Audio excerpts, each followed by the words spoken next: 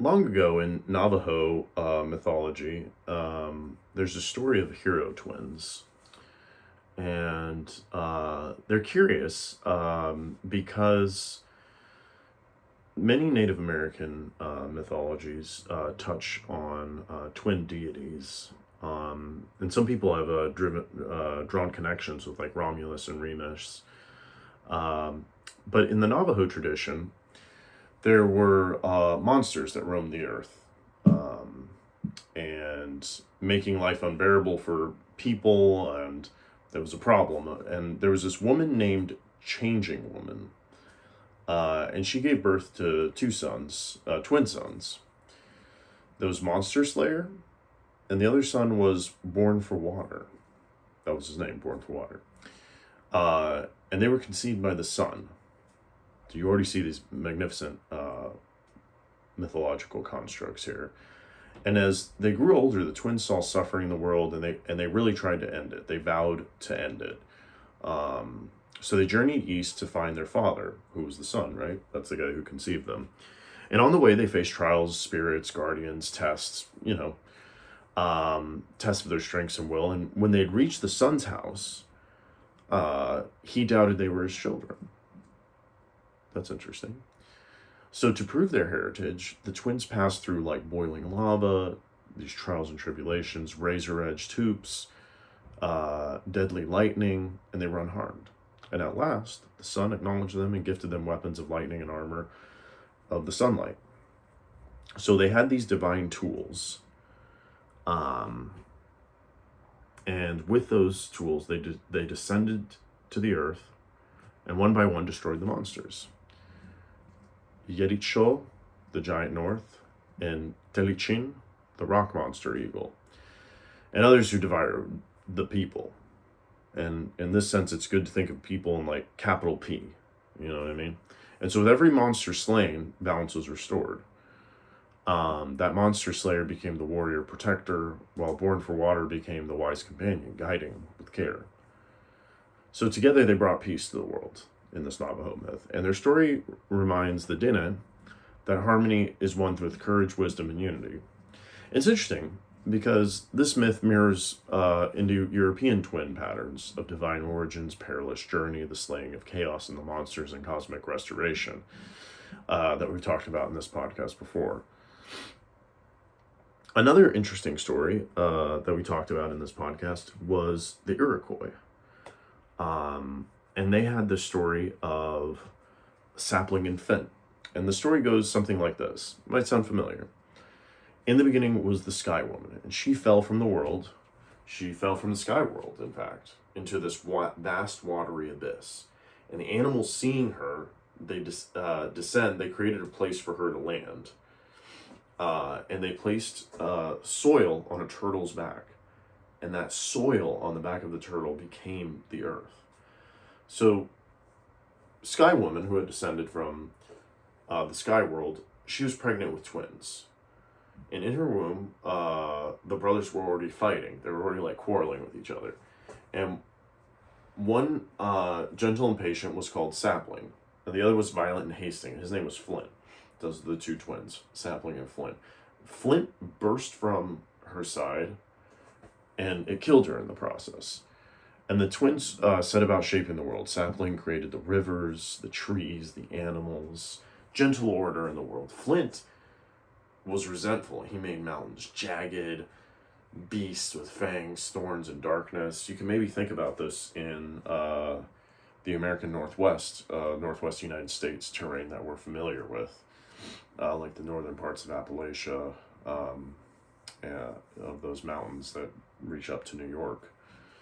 And then there, but you can also think of Sapling. He created these beautiful rivers and trees and animals. So their cosmic fight was cosmic in nature, right? It's good versus chaos, light versus darkness and harshness. But neither is wholly evil and neither is wholly divine, right? Flint isn't completely bad and Sapling isn't completely good. So they fight endlessly.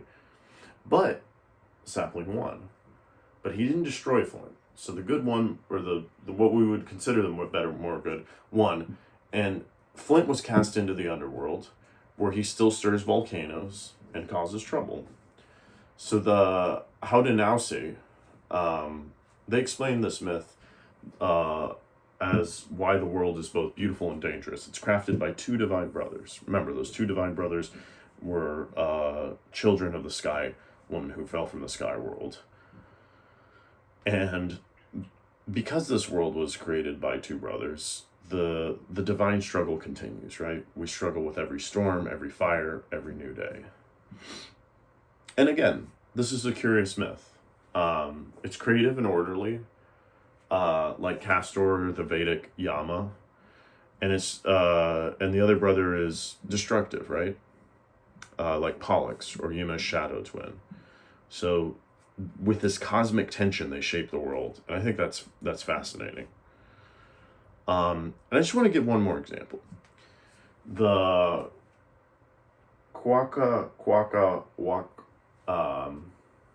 tribe in the northwest coast, in British Columbia especially. They had this story of a myth of a raven, who was central across many of the northwest tribes, such as the Haida, the Tlingit, the Shishiman, and I think some others as well. And essentially, this embodies this kind of the raven and the light story. The raven embodies a dual role. You have the trickster and the creator. And while the raven isn't part of a twin set per se, he often opposes another figure such as himself, and represents this duality of creation and chaos. So even within himself, he has this story. So the Haida would say, in the beginning the world was darkness, right? Sounds familiar. And there was this greedy man, and he hid all the light in a cider box. And inside a longhouse. Fascinating image. But anyway, a raven is clever and curious. A raven, again, a bird, wanted to bring light to the world. And he transformed himself into a pine tree, right?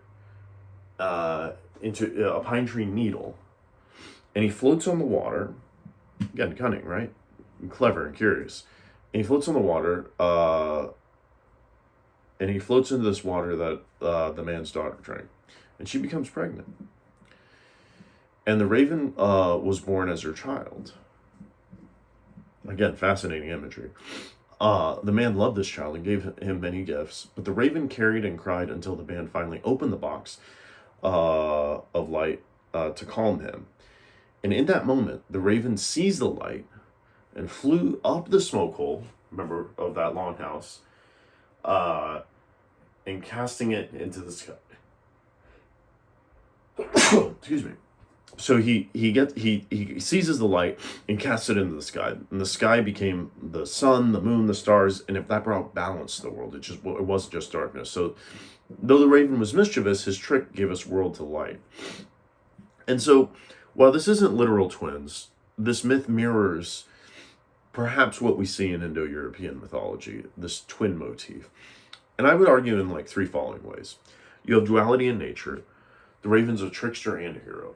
You have a cosmic function, right? Like the aspens bringing light and medicine, the raven brings light and balance. And finally, you have transformation. This is the third aspect. The raven shifts form. Much like Indo-European gods are known to be shapeshifters and exist in multiple states, like Loki, the trickster. So, again, duality in nature, cosmic function, and transformation. Mythology can bring so much to light about the world and our human experience in it. So thanks for listening to a discussion of Navajo myth and Pacific Northwest tribes and the Iroquois mythology.